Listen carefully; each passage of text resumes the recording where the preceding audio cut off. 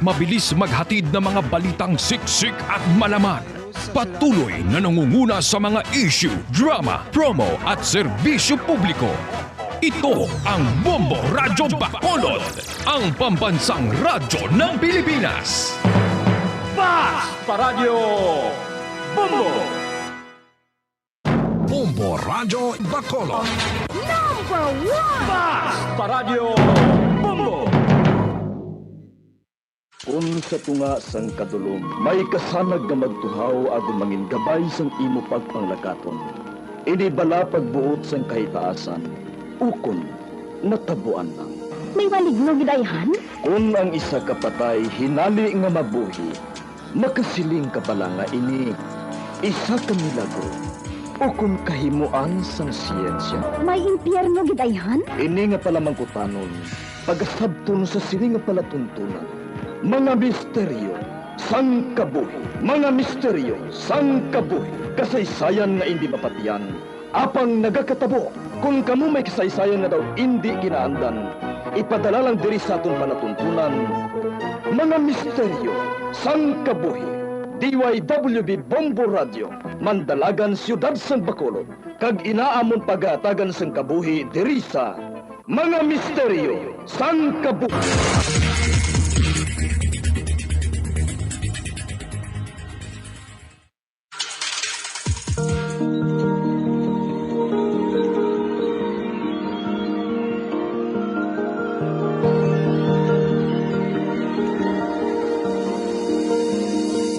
Kagkaroon sa kasagpon sa taon matahong na sugilanon sa taon palatuntunan, mga misteryo sang kabuhi.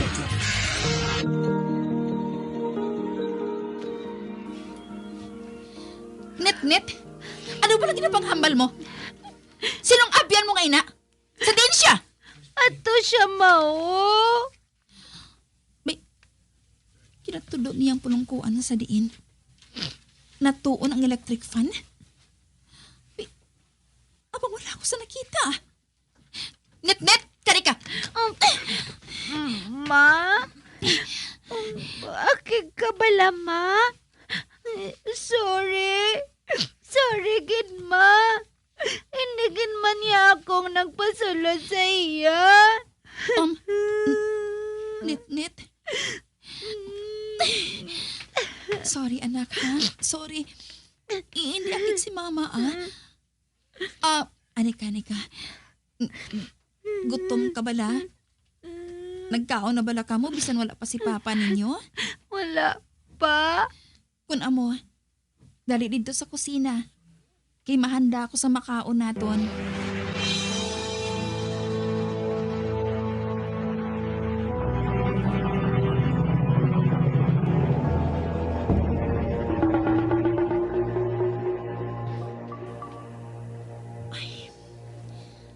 Las 7 pa lang sang gabi. 2 ka oras pa. Antes ko mahibalaan kung bala. Nagdaog ako o kung wala. Gusto ko nalang butungon ng oras para mahibalaan ko kung nagdaog ng numero nga gintayan ko. Kinahanglan nga magdaog gid ako para makahalin na kami sa balay nga ini. Kag kung magdaog ako, amo na lang ining katapusan ko nga pagpasimpalad. Hindi ko man gusto pamensaron. Apa nagasulod sa huna-huna ko nga may posibilidad nga tungod sa mga katanhagaan nga sa notebook. Kung nga nagakalatabo ang amo sini sa kabuhi namon subong. Kalipog ang ulo ko sa ginhambal ni Net kay ina. Nga ako kuno nagpasulod sa ginasiling niya nga bag-o niya nga abyan. Uy, may nag-abot ng tricycle. Nagdulog sa atubang sa amon balay. Si Peter na siguro, ina.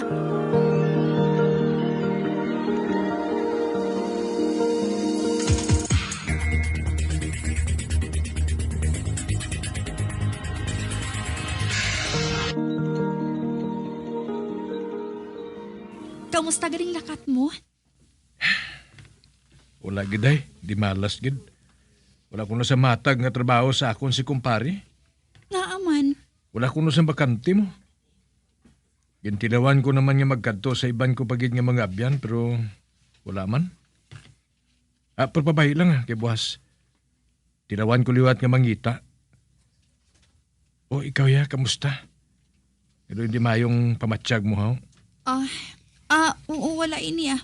Okay lang ako. Kapoy lang siguro ako. Hindi ko naman siya pagsugiran. Kay basi bala kung hindi man nagihapon siya magpati. Pareho sa natabo kagabi.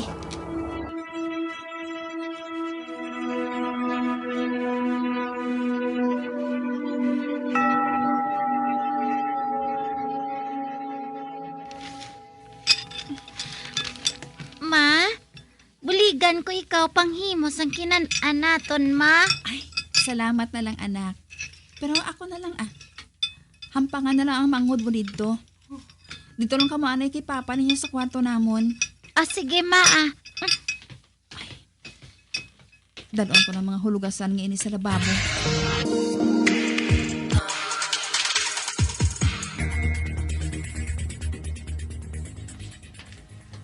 Ay, buwas ko na lang ibalik sa bulutangan ang ginpanghugasan ko nga ini ah. Ay, patuluon ko anay sila dini oh. Ay! Napatay naman ang mga suga. Ay, wala naman sang kuryente. Kadulom ba? Wala gid ako sa makita. Hindi ako makahulag diri sa ginatindugan ko. Ay, kung wala lang sa malain nga nagkakatabo diri sa balay. Madali lang pagkuha ko sang posporo kag kandila. Apang hindi amo sa ng sitwasyon. Kag diri sa balay nga ini. Wala ako makaibalo. Kung bala, may safe pa nga lugar para sa amon.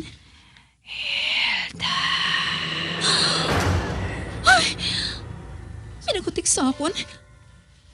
Ay, kinasambit niya ang ngalan ko. Pamatsak ko. Ari lang siya sa akon tupad. Ay, hindi ah. Pamansaron ko lang ato ah. Ay, kinahanglan, hindi ako magpadaog sa akon kahadlok. Bisan pa nga, dutagon ko nagit si Peter ka magsinggit. Nabala nga, wala sila nagpanaog diri para magkuha sang kandila kag posporo. Ay, husto. May nakareserba gali nga posporo kag kandila sa kwarto namo ni Peter. Piliton ko nga itikang ang akon mga tiila. Makuha ako sang kandila kag posporo. Uy! Nagsiga na maliwat ang suga. Nagbalik ng kuryente. Ay, salamat. Nabuhina ng kakulba ko. Tapuson kong pagpanghugas sa mga pinggan kag kutsara. Ay! Diyos ko! Sa likod ko! Ang lalaki nga nagkasuksok sa pula na bayo. Kagkasakit sa panulok niya sa akon. Hindi.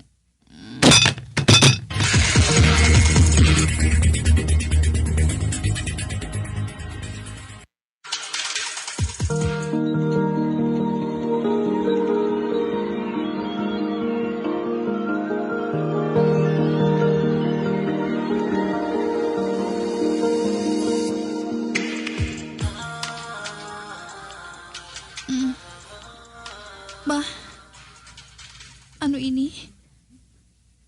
Nagahigda ako diri sa sofa, sa may salas. Apang wala sang suga. Kadulom. Ga? Oy, nagabugtaw ka na gali?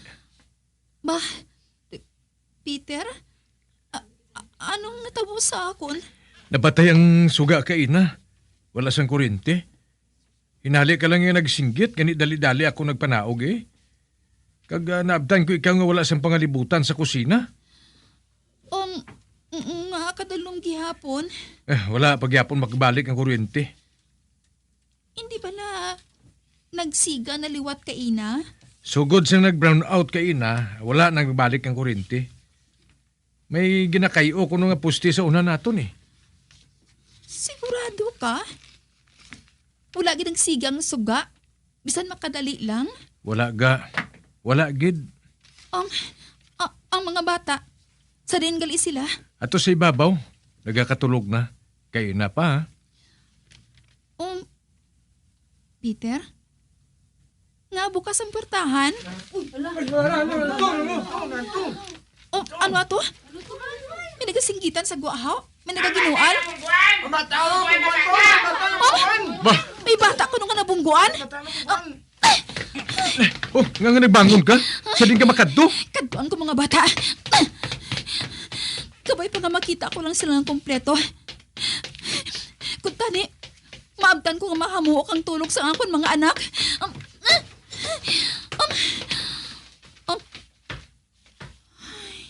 Salamat. Para sila nga duwa sa kama. Kag mahamuok ang tulog. Ginaha ko sinitnet ang mangwad niya. Ga! Nagpangusisa ako sa gwa. Ha? Ote! Sino ba na nabungguan? Ang apo gali ni Bibang. Nabungguan sa salakyan. Oh, Diyos ko! Nga aman? Naga-istambay ko no sila sa gwa sang Tianggi sini. Kay wala sang kuryente. Kag mainit sa sulod sang balay. Wala nila yan natalupangdan nga hinali nila nga nagdalaga ng bata. Kag timing man nga nagapadulong ang tricycle. Wala siya nakita sang driver? Kadulom abi mo. Wala sa suga ang puste. Gani ang mo ina eh. Nabungguan gid ang bata. Ote! Kamusta ang kaintangan sang bata? Ati ato, gindala na sa ospital. Ay, maayo kun amo. Pero anay ka ga. Nga hinali ka lang imo yan nagdali-dali sa ka kainaman. Kukuan, ginkulbaan abi ako kay ina mo. Sa nabatian ko nga may nabungguan. Ginkulbaan ako, kay basibla kong sinitnit. Kay ti, bukas ang portahan sa salas kay ina eh. Hambugali. Halin ako sa gwa kay ina. Kay may nabatian ako nga daw nagakulas.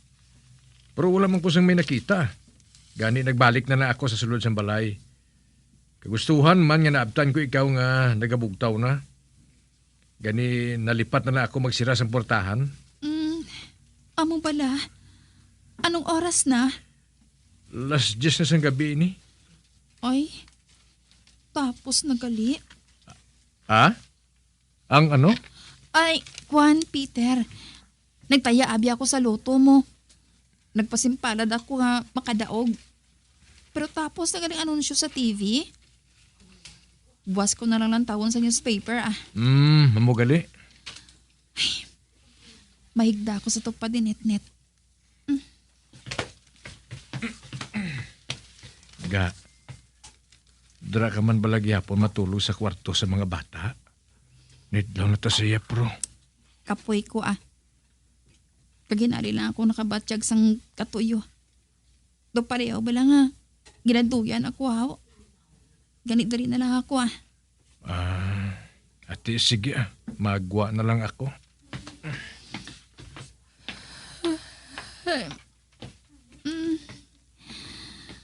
Katuyo ko gid ah. Nagpamatsyag ko. Pwerte na gid kakapoy yung nabatsyag ko. Ay, matulog na ako ah.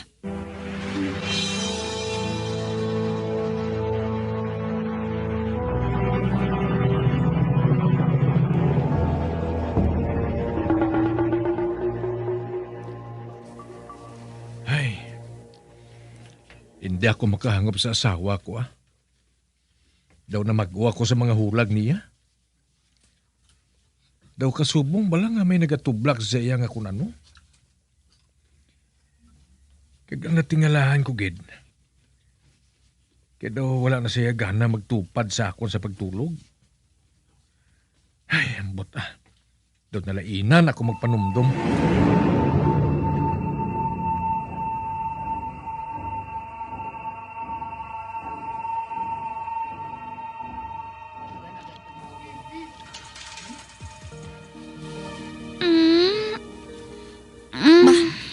Si Net-Net. Naghulag siya. Maliso siguro siya. Ara, naghulag naman siya. Nabatsyagan ko gid. Muklaton ko ba lang akon mga mata. makasilaw. Nagasiga na galing suga. Nagbalik ng kuryente. Oh, nagpanaog siya sa katri. Nak, sa diin ka makadto? Ba, magwa siya sa kwarto? Net, anak! Ini ka na magpanaog. Ba, nak, mapabanyo ka? Wala ta ako, opdan ko ikaw. Nagpanayon siya sa paglakat? Oh, hindi. May tigulang ang babae nga nagpalapit kay Nitnit. Nitnit! Butangan ko sang ulunan ng kiri ni Noynoy para hindi siya mahulog. Ara, sundon ko si Nitnit. Si Nitnit, kinuyatan sang babae sa abaga kag... Ah! Nitnit! Nitnit! Anak! Oh, Diyos ko! Nitnit, anak ko! Nahulog siya sa danan. Dugo! Kadamos ang dugo sa salog! Nitnit! Hilda! Ha? Anong natabo? Ha? Ano? Peter! Ba? Nitnit! Nitnit! May nagtiklod sa iya! Sigurado ako na may nagtiklod sa iya! Dali ka! Dalo na to sa ospital! Dali! Ako atong ko siya! Di ho gali si Noynoy, ha? Ato sa kwarto! Kuha siya! Dali! Magsunod ka mo tayo sa akon, ha? Hindi na kita mag-usik pa sang tiong! Dali! Oo! Oo!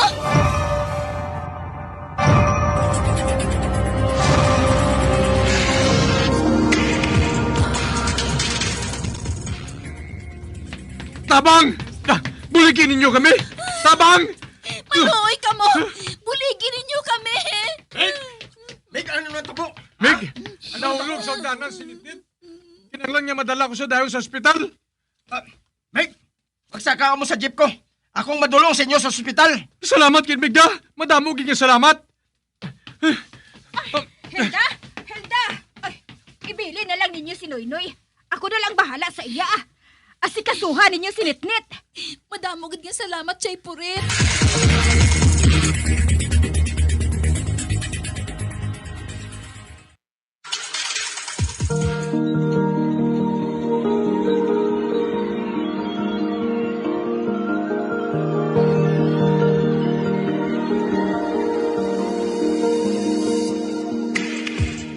Magabian sa dagarinyo sa pagkumati ang magamatahong sa kong sa itong sugilanon sa itong palatuntunan. Mga misteryo sa kabuhi. Bombo Radio Philippines. Patuloy na #1 sa drama. Basta Radio Subong nga mayara sang coronavirus pandemic, isa sa pinakamabudlay nga butang amo ang idi naton makita ang aton nga kontra. Gani, dapat mangin mahinalungon kita kag nagasunod sa minimum health protocols nga ginapatuman. Magluwas dira, nakaibalo-bala kamo mga kabombo nga dapat man nga i-disinfect ang mga cellphones agud malikawan ang virus. Santo sa pagtuon, ang isa ka typical nga cellphone user ang nagtandog sang cellphone sang 2,617 ka beses kada adlaw. Apang kon extreme cellphone user ka naman, ginatandog mo ang imo gadget sa masobra sa 5,400 ka beses sa isa ka adlaw. Paano i-disinfect ang mga cellphones? Una, dapat i-shutdown ini anay kagkuhaon sa case antislimpyuhan. Sunod, bason ang tela sang tubig nga may lakot nga habon o kon rubbing alcohol. Pwede man magamit sang wet wipes nga may 70% isopropyl alcohol. Gamit ini, trapuhan ang screen, likod kag kilid sang cellphone. Siguraduhon nga wala sang moisture nga magasulod sa mga port. Syempre, limpyuhan man ang phone case antes ibalik diri ang cellphone. Ang pagbinuligay sa tiun sang pandemya, tuman ka-importante. Apang, antes kita makabulig sa iban, unahon naton anay atipan ng aton tagsa kakaugalingon. You cannot take care of others if you do not take care of yourself. Base sa World Health Organization o WHO, na sa tiun karon sang pandemic, madamo ang naigo sang stress. Pila sa masanag nga mga emotional symptoms nga maangot sa stress, gnakipansang, pagbatsyag sang kahadlok, pagkasubo, kag kaakig, lamig. Sa bahin sang physical symptoms, nagabatsyag sang pagkasakit sang ulo. May kabudlayan sa pagtulog kapag kaon. Sa bahin sang behavioral symptoms, nagakadulaan na sang gana o kon motibasyon sa pagtrabaho. Nagataas ang pag-usa sang alcohol o kon drugs, kag wala na nagatambong sa mga ginapakigbahinan sa nga religious, spiritual practices. Magun sini, iyari ang pila ka mga panugyan sang WHO agud nga makalikaw kita sa stress. Lingawon ang kaugalingon, pinaagi sa paghimo sa mga aktibidad nga imo gina-enjoy kag ginakaluyagan, kaangay sang pagbasa, pagkulokanta, pagsaot, pagluto, gardening, kag iban pa. Mag-exercise physically every day, magtulog sang temprano or getting enough sleep, eat well, kag ang pinakaimportante sa tanan, magpangamuyo. Mga kabombo, yari si Monsignor Felix Pasquin sang Our Lady of Candles Parish Capitol Heights sa iya imbitasyon sa pag-upod sa Santos nga Misa live sa Bombo Radio. Sa aton mga kabombo, tungod sang pandemic COVID-19, ang aton nga mga tumuluo, labi na gid ang mga senior citizens kag ang mga kabataan nga alangon pa, pangabay nga hindi mag-intra sa pagtinipon-tipon. Kag isa na dira amo ang pagkadto naton sa simbahan sa pagsimba. Apang kamo makasimba gihapon, makapasalamat ka makadayaw sa Dios, kag makapangamuyo. Pinaagi sa aton Santos nga Misa online sa Bombo Radio Bacolod. Nga aton ginahiwat kada alas 6:30 sang aga. Ini sa liwat ang inyo alagad, Monsignor Felix P. Pasquin, nga padayon nga nagaagda sa inyo. Sa pag-upod sa aton Santos nga Misa, sa online sang Bombo Radio, kada Domingo alas 6:30 sing aga. Madamo gid nga salamat. Yari ang importante nga pahanumdom nga dapat sundon. Magsuksok gid sang face mask, santo sa no mask, no entry policy. Maghugas sang kamot kag magamit sang alcohol o kon alcohol-based sanitizer sa pag-disinfect. Likawan ang pagtandog sa mata, ilong kag baba. Magsunod sa physical distancing para malikawan ang paglaptas ng mikrobyo o kung anuman nga sa isang virus. Samtang nagsugod na ang tigululan, madamo sa aton ang nanamian sining season. Malamig ang panahon kag makasuksok kita sang aton paborito nga jacket. Apang mayara man ini sang mga risgo, partikular na ang pagduging sang mga balatian, dala sang virus kag bakterya. Yari ang mga simple nga tips kag precautions nga dapat naton dumdumon agod makapabilin nga healthy subong nga tig-ululan. Maghanda sang kagamitan para sa sining nga season. Halimbawa amo ang payong kag raincoat.